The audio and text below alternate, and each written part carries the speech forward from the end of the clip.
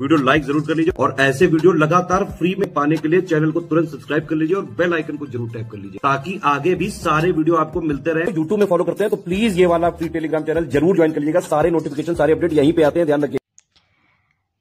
नमस्कार दोस्तों, स्वागत है आप सभी का आर बाई स्टडी फॉर सिविल सर्विसेज पर।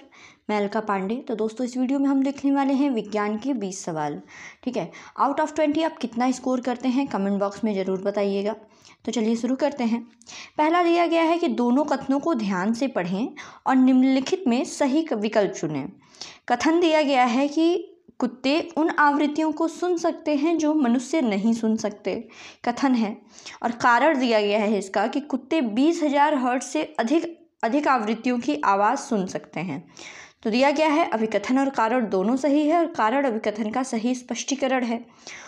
दोनों सही है, लेकिन इसका कारण जो है वो अभिकथन की सही व्याख्या नहीं है।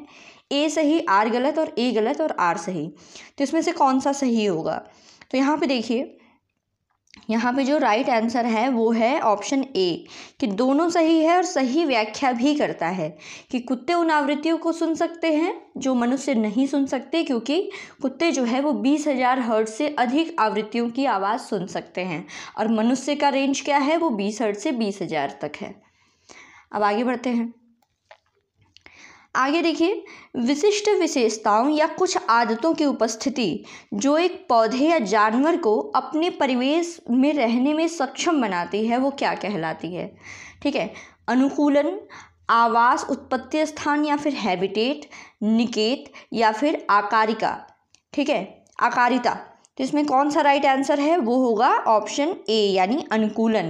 तो देखिए, इसके बारे में सुनिए कि विशिष्ट विशेषताओं या फिर कुछ आदतों की उपस्थिति जो एक पौधे या जानवर को अपने परिवेश में रहने में सक्षम बनाती है, ये कहलाती है अनुकूलन।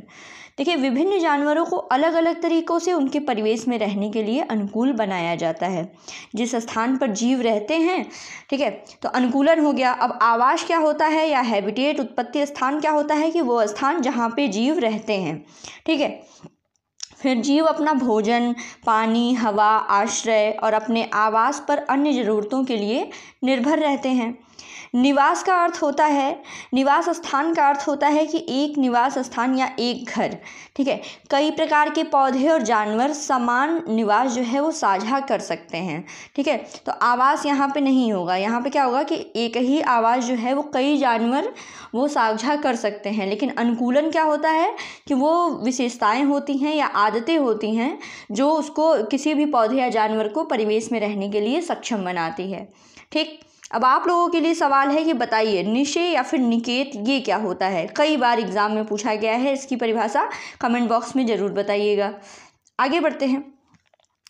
दिया गया है कि कौन सा कथन सत्य है। ठीक है, कौन सा कथन सत्य है? पहला कथन दिया गया कि सभी जलीय जीवों ने शरीर सुविही होते हैं ताकि उन्हें पानी में आसानी से स्थानांतरण करने में मदद मिल सके। और दूसरा, सभी जलीय जीव जानवरों में पानी में सांस लेने में मदद करने के लिए गलफड़े होते हैं।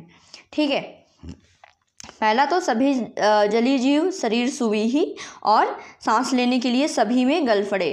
कौन सा सही है ये बताना है। तो देखिए, इसमें कोई नहीं सही है, कोई भी नहीं सही है। अब इसके बारे में सुनिए कि देखिए, हम पहले भी चर्चा कर चुके हैं कि मछलियां जो है समुद्र में रहने के लिए कैसे अनुकूलित होती हैं। कई समुद्री जीव जानवरों का शरीर जो है सुव्यवस्थित होता है जिससे उनको पानी में आसानी से चलने में मदद मिलती है।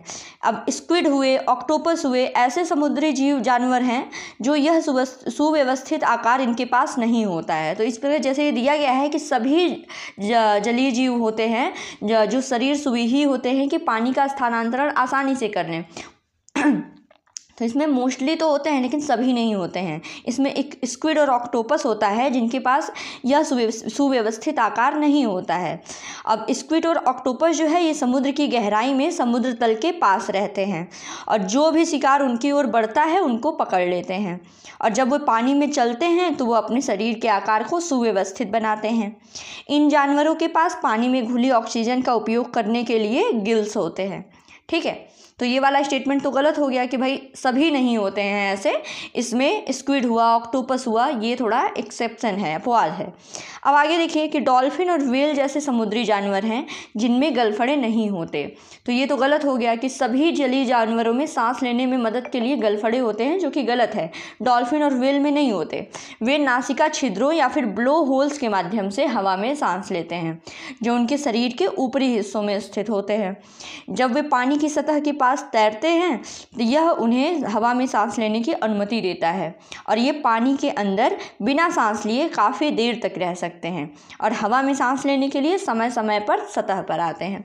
तो ये भी गलत हो गया दूसरा स्टेटमेंट भी, कि सभी में गलफड़े नहीं होते। डॉल्फिन और व्हेल में उनके सर के पास ऊपरी जगह पर वो नासिका छिद्र होता है और वो हवा में सांस लेने के लिए बार बार सतह पर आते हैं और काफ़ी देर तक बिना सांस लिए पानी के अंदर रह सकते हैं। तो ये हो गया आपका स्पष्टीकरण, कोई भी यहाँ पर सही नहीं है। अब आगे बढ़ते हैं। दिया गया है कि निम्नलिखित में से कौन सा सही है। पहला स्टेटमेंट है कि समय की लंबी अवधि में औसत मौसम के स्वरूप या पैटर्न के स्थान की जलवायु कहा जाता है। ठीक है, इस पैटर्न को स्थान की जलवायु कहते हैं, और अधिकतम वर्षा वाले स्थान उत्तर पूर्व में हैं, जिससे उत्तर पूर्व की जलवायु आर्द्र हो जाती है। तो कौन सा इसमें सही है? तो देखिए दोनों स्टेटमेंट बिल्कुल सही है कि पश्चिमी क्षेत्र में बहुत कम वर्षा होती है और यह विशिष्ट रेगिस्तानी जलवायु है। ये गर्म और शुष्क है, और उत्तर पूर्व भारत में वर्ष के अधिकांश भाग में वर्षा होती है, इसलिए हम कह सकते हैं कि उत्तर पूर्व जलवायु जो है वो आर्द्र है। अब आगे बढ़ते हैं। आगे देखिए, निम्न में से किस जलवायु क्षेत्र का वर्णन इन चरित्रों के द्वारा किया गया है? गर्म जलवायु है, पूरे वर्ष में दिन और रात लगभग बराबर होते हैं और इन क्षेत्रों में भरपूर वर्षा होती है। ठीक है, तो ये किस जलवायु क्षेत्र का वर्णन है? गर्म जलवायु होना, दिन रात लगभग बराबर होना और क्षेत्र में भरपूर वर्षा होना। ध्रुवीय क्षेत्र, उष्णकटिबंधीय वर्षावन, शीतोष्ण या फिर टुंड्रा। ठीक है, तो इसका राइट आंसर क्या होगा? तो देखिए यहीं से आप पकड़ सकते हैं कि पूरे वर्ष में दिन और रात लगभग बराबर होते हैं, तो ये कहाँ होते हैं? उष्णकटिबंधीय क्षेत्र में। तो ये हो गया आपका उष्णकटिबंधीय वर्षावन, राइट आंसर होगा। तो देखिए जो भूमध्य रेखा के आसपास स्थान के कारण उष्णकटिबंधीय क्षेत्र पर आमतौर पर गर्म जलवायु होती है। सही बात है, भूमध्य रेखा के आसपास हैं। ठीक है, सूर्य हमेशा पूरे साल लगभग सीधी स्थिति में ऊपर पड़ता है, तो गर्म जलवायु हो गई। ठीक है, और उसके बाद क्या है कि उसी कारण से पूरे वर्ष में दिन और रात लगभग बराबर भी होते हैं। अब वर्षा की बात कर लिया जाए तो देखिए पूरे वर्ष में दिन रात तो बराबर हो गया, इस क्षेत्र में भरपूर वर्षा होती है। इस क्षेत्र की महत्वपूर्ण विशेषता होती है उष्णकटिबंधीय वर्षावन। ये देख लीजिए इसकी लोकेशन। तो ये जो उष्णकटिबंधीय वर्षावन है ये पश्चिमी घाट और असम में भारत में असम हो गया, दक्षिण पूर्व एशिया है, मध्य अमेरिका है, मध्य अफ्रीका, इन सब पे पाए जाते हैं। लगातार गर्मी भी यहाँ पे होती है, बारिश भी होती है। तो यह क्षेत्र जो है वो विभिन्न प्रकार के पौधों और जानवरों का समर्थन करता है। यहाँ पे बायोडाइवर्सिटी बहुत ज़्यादा पाई जाती है भूमध्य रेखा के आसपास उष्णकटिबंधीय क्षेत्रों में। ठीक है, और यहाँ पे वर्षा वनों में रहने वाले प्रमुख प्रकार के जानवर क्या हैं? तो यहाँ पे बंदर ज़्यादा पाए जाते हैं, वानर है, गोरिल्ला है, शेर, बाघ, हाथी, तेंदुए, छिपकली, सांप, पक्षी और कीड़े। ठीक है, तो ये आपने देख लिया, स्टेटमेंट भी देख लिया और उष्णकटिबंधीय वर्षावन की लोकेशन देख ली, किस प्रकार के यहाँ का फ्लोरा फौना है ये भी आपने देख लिया। अब आगे बढ़ते हैं। आगे दिया गया कि निम्नलिखित में से कौन सा कथन सही है। सबसे पहले बढ़ी हुई हवा की गति वास्तव में कम हवा का दबाव है। फिर वायु उस क्षेत्र से चलती है जहां वायु का दबाव अधिक होता है और उस ओर चलती है जहां दबाव कम होता है। तो कौन सा कथन यहाँ पर सही है?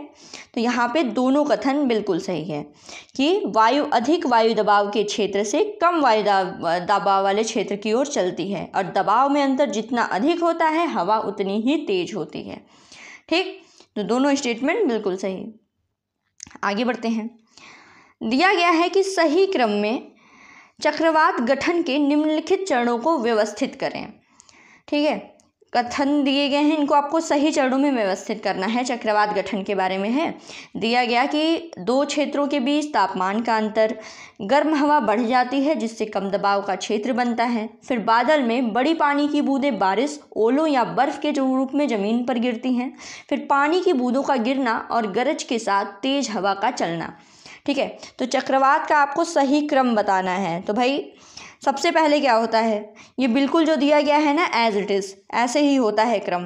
सबसे पहले एकदम शुरुआत में होता है कि दो क्षेत्रों के बीच तापमान का अंतर, यानी difference of temperature between two reasons, तापमान का अंतर हो गया। फिर उसके बाद क्या होगा, गर्म हवा बढ़ जाती है, ठीक है। कन्वेंशन सब, इसके बाद तापमान का जब अंतर होगा तो फिर कन्वेंशन होगा एयर में, ठीक है, हवा में होगा फिर कन्वेंशन। फिर क्या होगा, गर्म हवा ऊपर उठेगी, लो प्रेशर एरिया बनाएगी, ठीक है। जो ठंडी हवा है वो लो प्रेशर एरिया कन्वर्ज होगी लो प्रेशर एरिया की तरफ। फिर क्या होगा, गर्म हवा बढ़ जाती है जिससे कम दबाव का क्षेत्र बनता है। फिर उसके बाद बादल में बड़ी पानी की बूंदें बारिश, ओले या बर्फ़ के रूप में ज़मीन पर गिरती हैं, ठीक है। फिर उसके बाद क्या होगा, पानी की बूंदों का गिरना और गरज के साथ तेज हवा का चलना, ये होगा। फिर होगा under certain weather condition storm में डेवलप इनटू साइक्लोन्स। तो इसके बाद क्या होगा कि जब गरज के साथ तेज हवा चलेगी तो जो ये वेदर कंडीशन है, जो ये तूफान है, ये साइक्लोन में डेवलप हो सकता है, ठीक है। तो ये है चक्रवात गठन का क्रम। तो ऑप्शन ए 1 2 3 4 यहाँ पर सही है। फिर देखिए मिट्टी की कटाव या फिर मृदा क्षरण के बारे में कौन सा सही है। मिट्टी का कटाव हो गया, मृदा क्षरण हो गया, इनके बारे में कौन सा सही है। दिया गया है कि कम या बिना सतह वाली वनस्पति जैसे रेगिस्तानी या नंगी भूमि के क्षेत्रों में मिट्टी का क्षरण अधिक गंभीर होता है। फिर वनों की कटाई से मिट्टी के कटाव की दर बढ़ जाती है। तो मिट्टी के कटाव और क्षरण के बारे में कौन सा सही है, तो दोनों स्टेटमेंट बिल्कुल सही हैं। कि जैसे आप सुन लीजिए कि पानी, हवा, बर्फ़ के द्वारा जो भूमि की सतह होती है, इस सतह को हटाने को कटाव कहा जाता है या मृदा क्षरण के रूप में जाना जाता है। तो क्या समझ में आया कि जो ये मृदा का क्षरण है इसके लिए रिस्पॉन्सिबल पानी भी है, एयर भी है और बर्फ़ भी है, ठीक है। इसके द्वारा मृदा क्षरण होता है। पौधे की जो जड़ें होती हैं वो मिट्टी को मजबूती से बांधती हैं। अगर पौधे की जड़ें जो हैं ये मिट्टी को, जड़ें बिल्कुल मतलब मान लीजिए ऐसे फैली हुई हैं तो इस एरिया की मिट्टी को भी बांधती हैं। वहीं जब पौधों की अनुपस्थिति होगी, डिफॉरेस्टेशन होगा, तो क्या होगा, ये मिट्टी जो है ढीली हो जाएगी। तो ये हवा हो गया, बहते हुए पानी के द्वारा ले जाई जा सकती है। कम या बिना सतह वाली वनस्पति जैसे रेगिस्तानी या नंगी भूमि के क्षेत्रों में मिट्टी का क्षरण अधिक गंभीर होता है, इसलिए पौधों की कटाई और वनों की कटाई को रोका जाना चाहिए और हरित क्षेत्रों को बढ़ाने का प्रयास करना चाहिए, ठीक है। तो ये हमने जान लिया मृदा क्षरण के बारे में। अब आगे बढ़ते हैं। आगे देखिए, भारत में सिंचाई के पारंपरिक तरीके निम्नलिखित हैं। सिंचाई के पारंपरिक तरीके पूछा गया है, ट्रेडिशनल वे ऑफ इरिगेशन। मोट है, चेन पंप, ढेकली और रहट, ठीक है। सिंचाई के पारंपरिक तरीके क्या हैं यहाँ पे, तो इसमें देखिए इसमें हैं ये सभी चारों। तो कुओं, झीलों, नहरों में उपलब्ध पानी को विभिन्न क्षेत्रों में अलग अलग तरीके से उठाकर खेती में ले जाया जाता है और इन विधियों में मवेशी या मानव श्रम का उपयोग किया जाता है। ये तो सस्ते तरीके हैं लेकिन कम कुशल हैं। तो इसमें मोट क्या होता है, मोट को कहते हैं पुली सिस्टम भी कह सकते हैं। चेन पंप हो गया, ढेकली है, और रहट क्या होता है, इसको लीवर प्रणाली, ठीक है। तो अगर आपके एग्जाम में पूछे पुली सिस्टम पूछ दिया, लीवर प्रणाली पूछ दिया या फिर इनका दूसरा नाम मोट या रहट पूछ दिया, इसके अलावा चेन पंप है, ढेकली है, ये भारत में सिंचाई के पारंपरिक तरीके हैं, ठीक। अब आगे बढ़ते हैं। दिया गया है कि निम्नलिखित में से कौन सी ड्रिप सिंचाई के फ़ायदे हैं। ड्रिप सिंचाई के फ़ायदे पूछा गया। ये पानी बचाता है, खरपतवार की वृद्धि को कम करता है, पानी और उर्वरक का प्रभावी अनुप्रयोग, ठीक है। तो इसमें ये तीनों जो है ये ड्रिप सिंचाई के फ़ायदे हैं। तो देखिए इस प्रणाली में क्या होता है, ड्रिप सिंचाई के बारे में सुनिए। इस प्रणाली में पानी जो है वो सीधा जड़ों के पास गिरता है, इसलिए इसको ड्रिप सिस्टम कहा जाता है। ये फलों के पौधे हो गए, बगीचे हो गए, पेड़ों को पानी देने की सबसे अच्छी तकनीक है। इसमें पानी भी बचता है, बिल्कुल व्यर्थ नहीं जाता, ठीक है। यह उन क्षेत्रों में वरदान है जहाँ पर पानी की उपलब्धता कम है, ठीक है। तो ये सारे फ़ायदे इसी के हैं ड्रिप सिंचाई के। ड्रिप सिंचाई मतलब सीधा जड़ों में पानी देना, ठीक है। पानी भी बचा देगा, खरपतवार की वृद्धि भी कम करेगा और पानी और उर्वरक का प्रभावी अनुप्रयोग भी है। अब आगे बढ़ते हैं। आगे देखिए दिया गया है कि इनमें से कौन सा सत्य है। सबसे पहले, प्रकाश केवल चिकनी सतहों पर ही परावर्तित होता है, खुरदरी सतहों पर नहीं, ठीक। और दूसरा, हम चंद्रमा को इसलिए देख पाते हैं क्योंकि यह सूर्य से प्राप्त प्रकाश को परावर्तित करता है। तो कौन सा सही है? तो यहाँ पे सही है केवल 2। अब देखिए, पहला जो स्टेटमेंट है उसके बारे में सुनिए कि जब किसी खुरदरी या फिर अनियमित सतह है इससे परावर्तित सभी समानांतर किरणें जिससे परावर्तित किरणें जो होती हैं वो समानांतर नहीं होती हैं, तो फिर किसी भी प्रतिबिंब को विसरित बोला जाए या फिर अनियमित प्रतिबिंब के रूप में जाना जाता है। जो खुरदरी सतहें होती हैं इनसे जो किरणें जो परावर्तित होती हैं, ठीक है, उनका क्या होगा, एंगल ऑफ परावर्तन जो है, परावर्तन कोण वो अलग अलग होगा।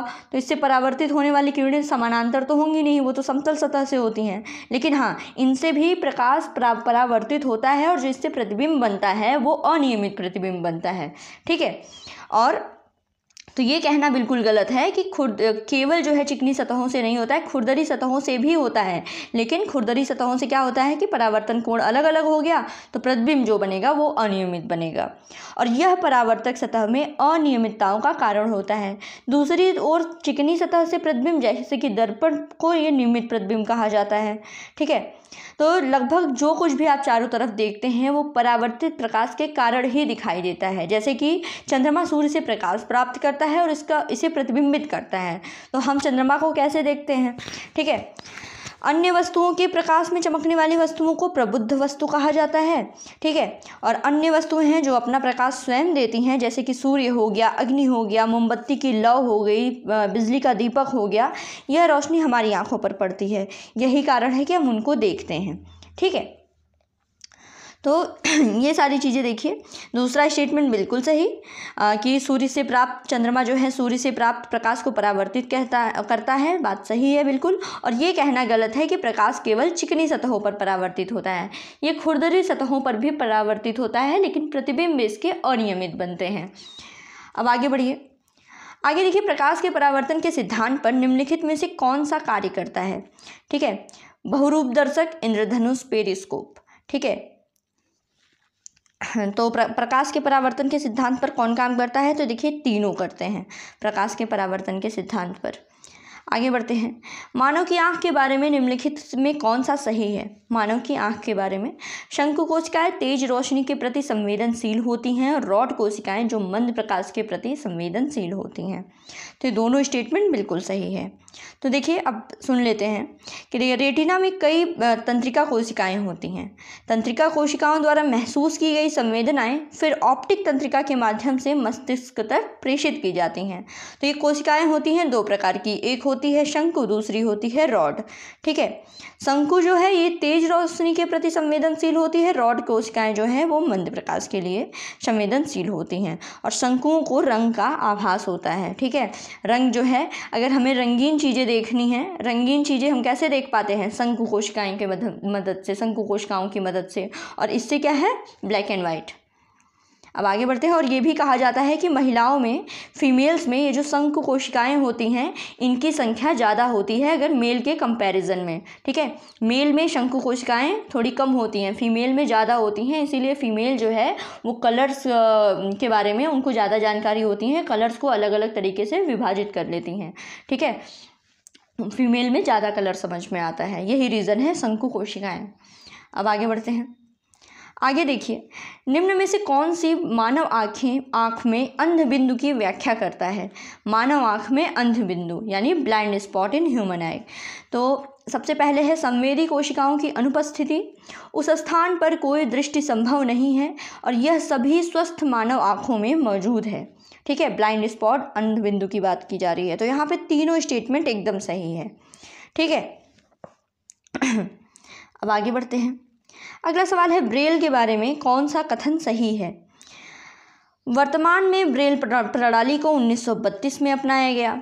फिर सामान्य भाषाओं, गणित और वैज्ञानिक संकेतक के लिए ब्रेल कोड है और भारतीय भाषाओं का अभी तक ब्रेल पर विकास नहीं हुआ है, ठीक है।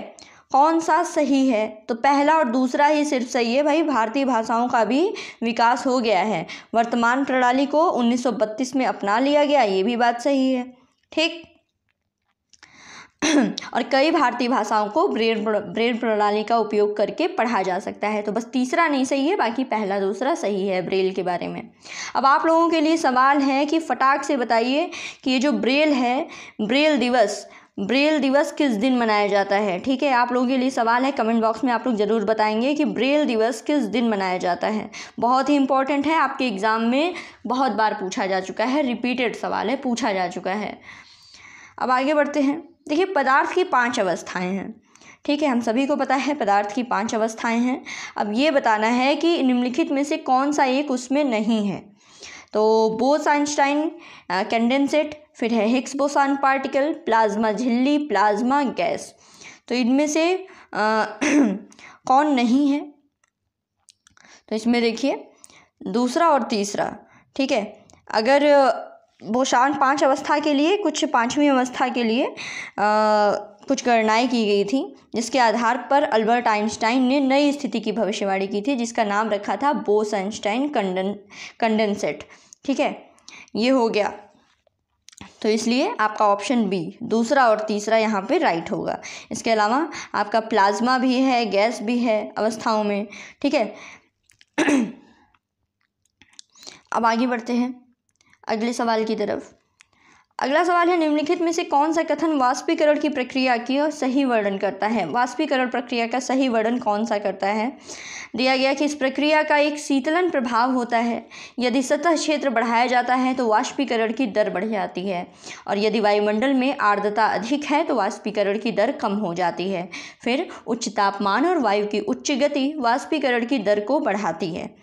तो कौन सा यहाँ पर सही है? 1, 2, 3, 4 सभी सही हैं। वाष्पीकरण के बारे में स्टेटमेंट एकदम रट जाइएगा, सब बिल्कुल सही है। आगे बढ़ते हैं। आगे देखिए, कौन सा गलत है। पूछा गया कि कौन सा गलत है। कणों के बीच आकर्षण बल तरल पदार्थ की तुलना में ठोस में अधिक होता है। ठीक, और कणों की गतिज ऊर्जा द्रवों की तुलना में गैसों में अधिक होती है। तो कौन सा स्टेटमेंट यहाँ पे गलत है? तो भाई कोई नहीं गलत है। हम सभी को पता है कि अगर आकर्षण बल की बात करें तो ठोस में आकर्षण बल अधिक होता है, ठीक है, तरल पदार्थ की तुलना में, और वहीं गैस में आकर्षण बल सबसे कम होता है, इसीलिए उनके अणु दूर दूर होते हैं। और वहीं गतिज ऊर्जा की अगर बात करें तो द्रवों की तुलना में गैसों में कणों की गतिज ऊर्जा अधिक होती है, क्योंकि आकर्षण बल कम होता है, अणु जो है वो फ्री होते हैं गैसों में। ठीक है, तो दोनों स्टेटमेंट यहाँ पे सही है, गलत कोई नहीं है। अब आगे बढ़िए। दिया गया है कि कौन सा सही है। डिग्री सेल्सियस तापमान की SI इकाई होती है, और दूसरा स्टेटमेंट है कि जब एक ठोस पदार्थ पिघलता है तो उसका तापमान समान बना रहता है। ठीक, तो कौन सा सही है? केवल दूसरा केवल दूसरा यहाँ पर सही है। डिग्री सेल्सियस तापमान की इकाई नहीं होती है, तापमान की इकाई होती है केल्विन। ठीक है, केल्विन होती है, ना कि डिग्री सेल्सियस। बाकी और सही है। आगे देखिए, आज का हमारा आखिरी सवाल रहेगा। आपको निम्नलिखित कथनों पर विचार करना है। दिया गया है कि विलयन तरल प्रकृति के होने के साथ साथ ठोस एवं गैसीय प्रकार के भी हो सकते हैं। ठीक है, विलयनों के बारे में दिया गया है। फिर उसके बाद है कि एक विलयन में सूक्ष्म कण स्तर पर समरूपता और समानता होती है। ठीक है, फिर पीतल लगभग 30% जस्ता और 70% तांबे का एक मिश्रण होता है। फिर है विलयन से गुजरने वाले प्रकाश का मार्ग नहीं दिखाई देता है। तो कौन सा इसमें बताना है कि गलत है। गलत कौन सा है? तो भाई सारे स्टेटमेंट यहाँ पे सही हैं, गलत कोई नहीं है। ठीक है, विलयन जो है कोई ज़रूरी नहीं है कि तरल प्रकृति के विलयन दिया गया कि तरल प्रकृति के होने के साथ साथ ठोस और गैसीय प्रकार के भी हो सकते हैं, सही बात है। ठीक है, और सूक्ष्म कण स्तर पर समरूपता समानता भी होती है। पीतल हम सभी को पता है कि भाई उसमें जस्ता और तांबा होता है, और 30-70 का रेशियो हो गया, और विलयन से गुजरने वाले प्रकाश का मार्ग नहीं दिखाई देता है। तो गलत कोई नहीं है, सब सही है। तो दोस्तों, हमने कर लिए आज आपके विज्ञान के 20 सवाल। ठीक है, आउट ऑफ 20 आपका कितना स्कोर आया है आप कमेंट बॉक्स में बताएंगे। बाकी मैंने आपसे निशे के बारे में पूछा है इस वीडियो में, और मैंने पूछा है कि ब्रेल दिवस कब मनाया जाता है। ठीक है, ब्रेल दिवस किस दिन मनाया जाता है। इन दोनों सवालों का जवाब दीजिए। किसी क्वेश्चन में अगर आपको डाउट है उसको भी बताइए। और बाकी जो मैं MCQ करा रही हूँ, ये आपका UP PCS का एग्ज़ाम है। ठीक है, आपका RO ARO का री एग्ज़ाम है। ठीक है। और उसके अलावा आपका उत्तराखंड है, MP है, ठीक है, इन सभी के लिए बहुत ज़्यादा इम्पॉर्टेंट है, ठीक है। तो बस ऐसे ही पढ़ते रहिए। Thank you so much.